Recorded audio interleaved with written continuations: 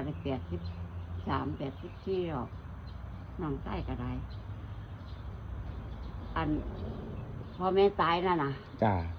ตายซะหน่อยสักโอ้ยยายบ่อยากเว้ากันเว้าเรื่องผู้ใดบ่เคยเป็นลูกกำพร้าบ่ฮู้จักดอกความสุขความยากเนาะแม่นค่ะแม่นลำบากลำบนไปตัดเป้งแม่ลูกหล่ะค่ะสมัยนั้นเป้งบ่อึดบ่อยากนี่บ้านอันนี้คันเนาะสมัยตะกี้เนาะคันว่าคนเป็นลูกกำพร้าก็ซ้ำมันซ้ำไก่น้อยกำพร้าแม่ซ้ำไก่บ่มีแม่น่ะเนาะตากแล้วเฮาก็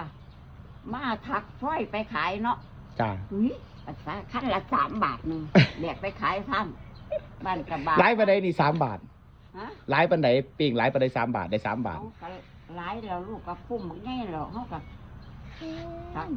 ซื้อไว้จำนี้ซื้อไว้มาจักมาเหลาอันทักฝ้อย โอ้ที่เป็นไม้กวาด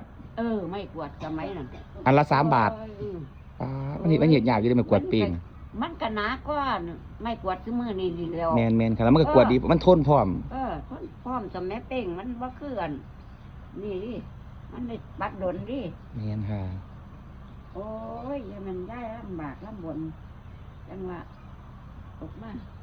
แต่ว่าหน้า2 ทง 3 ทงที่ใช้เพิ่นเป็นคนเล่นเนาะค่ะโบกเล่นไพ่โอ้สมัยตะกี้มาเป็นอีหลีเล่นโบกจนเสียหน้าหน้าหลายๆจนนี่เบิดหน้าหวยนี่300ไร่ขายหมดแล้วที่ใช้นี่หน้าหวยตะวันตกนี่หวยวังให้นี่จ้าขายที่นี่กันว่าซั่นเนาะสติทางยางอีก3 ทางตากับยายหนูก็เป็นคือกันคือมื้อนี้ไปเฮ็ดผักเฮ็ดนี่โอ้ยปลูกหยังกะมันก็ติดถนนเขาก็เข้ามารับหันพอดีบ่อยากบอกเบิดน้ำโบกให้โลเนาะตะเก่าเพิ่นสิเป็นจังซี่เนาะเพิ่นเล่นเนี่ยก็โบกได้ไปมันได้บักขามมันติโบกได้บักขามล่ะลูกนั่นล่ะเบิดหน้าเป็นไฮเบิดหน้าเป็นอันนี้เพิ่นเว้าอยู่ตาหนูคือกันเบิดฮอดม้าเพิ่นตอนตะกี้มีม้าเนาะผู้ชายแม่นสมัยเอาม้าไปลงอันนี้นำเพิ่นบ่ได้ฮอดม้าขึ้นเฮือนบ่อยากบอกก็ได้เล่นทุ่มสุดตัวครับเจ้าเล่นคักอีหลีนี่สมัยตะกี้เนาะแม่นี่แหละเพิ่นการพนันก็บ่เคยบ่เฮ็ดให้คนใดดอกเนาะมีแต่เสียเอาซั่นเขาปลูกพวกนี้ก็เล่นนี่เอาตาละ50 ตังค์สมัยนั้นแต่ว่ายายบ่เคยไปเล่นน้ำมือหรอกจ้าเพิ่นเล่นคักอีหลีเล่นคักอยู่สมัยนั้นเล่นโบกบัดนี้ความดูความมันเลยการเฮ็ดงานนี่ก็ดูคักอีหลีทุกคนตะกี้แม่นอีหลีแล้วตื่นแต่ดึกๆพุ่นติโอ้ยตี3ตี4เฮาไปหดสวนมาแล้วแม่นบ่แม่นครับตะกี้มันได้ตำข้าวเนาะตำข้าวแล้วก็แบกน้ำอีกไปเอาน้ำสร้างตักน้ำก็ไปเอาฟืนแม่นพุ่นล่ะคันแม่นคนซุมื้อนี่ฮอดบ่ได้กินตักน้ำก็หาบเป็นแม่ลูกอ่อนนี่เอาลูกนอนไว้ตารางไปตักน้ำ2 เที่ยว 3 เที่ยวลูกตื่นกลับมาก็มาซ่อมเบิ่งกล้วยก็ไปตักอีกพุ่นมันน้ำสร้างยากคักอีหลีเนาะสบายเด้อคันเด็กน้อยจังคือมื้อนี้คือตะกี้โอ้ยมันสิได้นั่นอีหยังดีตัวบ่ได้ญาติน้ำสร้างกันคือทางบ้านหนูไปทางแรงนี่ได้ญาติน้ำสร้างกันนี่ผู้ใดไปรุ่นหมู่ได้น้ำคุณเด้ไปคล้องน้ำแล้วลูกงั้นมันน้ำมันบ่ได้ไหลตลอดเราเป็นนั่นแล้วผู้นี้ไปคล้องที่นึงก็ได้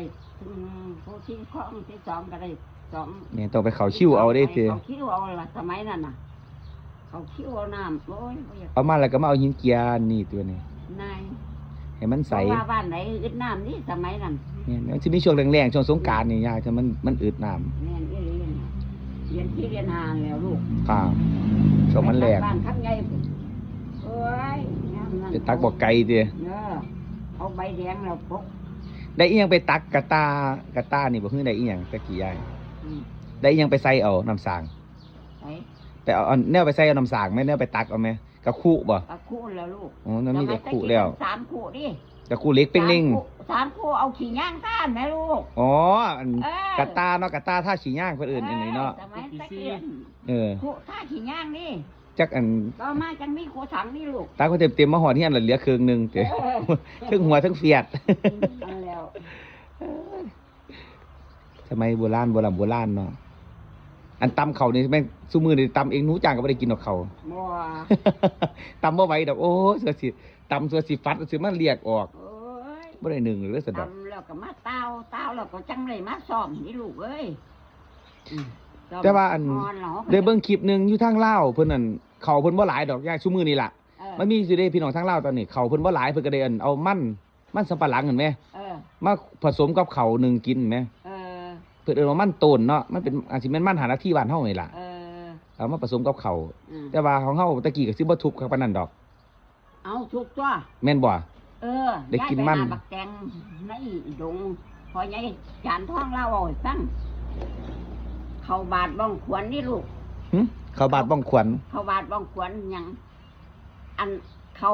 เงินบาทนึงนี่บ้องขวนเฮาไหม ค่ะอันน้อยๆบ้องขวัญน้อยๆบ้องขวนน้อยๆแม่ลูกนั่น จ้า ล่ะของขายนั่นละบาทนึงแล้วเอามาต้มใส่ก๋อยใส่มันพะนะเพิ่นว่า ปาดบ้องขวัญน้อยๆหนึงแม่ นั่นล่ะเพิ่นเว้าให้ฟังโอ้ยลำบากคือ สิ หยั กิน งนี่เจ้าละว่า เอามาต้มใส่มันใส่หยังให้มันได้หลายๆขึ้น โอ้ยแม่งคือหยังนี่บ่อยากเว้าเพิ่นว่าย ามมันแหลงยามมันหยัง แต่ว่า ได้กิน เกิดมาก็บ่ทันเห็นปานนั้นดอกว่า โอ้ได้กินมันก็สมัยเดินโดนมันก็ทันได้มีปลามีมันทันได้มีอันไห้มีหยังเนาะไม่ใช่มันมีแต่ปลามีแต่หยังเนาะ เฮาบ่เคยจ้างนี่ดำหน้าก็ได้เนาะ จ้าแม่น กล้าดำหน้านี่ เกี่ยวเขาเฮาก็เกี่ยวเองดิหาบดิ ค่ะเพิ่นว่าอัน ขึ้นล้อมใหญ่ๆย่านน่ะเฮาก็หาคนไปตีมันบ่ลูก แม่นค่ะ โอ้ย ผู้ลางคนหน้าได้หลายเพิ่นว่าดำจะว่าฮอดออกพรรษาพุ่นล่ะจังดำทันได้แล้วอยู่จะว่าหมู่หนึงถอกแล้ว ก็พูดแล้ว หมู่หนึงดำทันได้แล้วอยู่จะว่าหมู่หนึงสิถอกแล้ว แต่ว่าหมู่แม่นแต่ว่าบ่ฮอดพรรษาจักเที่ยดอกนี่ อื ก็แล้ว ม เรียนสิเพ่งก็แล้ว ค่ะ เรียนสิเพ่งก็แล้ว เห็นตาหนูเว้าสู่ฟังตะกี้วันจนว่าสิฮอดออกพรรษา แม่นอยู่สมัยนั้น แนวมันไถบ่ได้เท่าหลายเนาะเพิ่นเอากล้วยไถเพิ่นก็ได้แค่ได้เท่า มัน น้อย ก็ได้เกี่ยวอยู่ดิลูก แม่นได้เกี่ยวอยู่ค่ะแม่น สมัยนั้นมันก็ได้เกี่ยวดิอันเราออกพรรษาก็จังเศร้าก็ได้มันก็ได้เข้าอยู่ แล้วก็ยามขนเขามาใส่เป็นกองๆไว้แล้วก็ตีเอาเขาเอิ้นหยังก็สนูเขานี่หยัง ตีเขาก็เฮ็ดเราใส่อันไหนอันนั้นไว้เนาะ ค่ะ ตีลงไปก็เอาเราโชว์ขึ้นมามันก็หวานดีดิ เอ๊ะ โอ้ย นี่ สมัยนั้นมีตั้งแต่อันเฮาเตียวเนาะ จ้า ผู้สาวโอ้ยหลาย ค่ะ ตีเขาสนุกครับ ตีเขาสนุก ตีเขาหัวจ้ะ อันฮะผู้บ่าวผู้สาวผู้บ่าวก็ไปซอยผู้สาว ม่วนสมัยนั้น อืม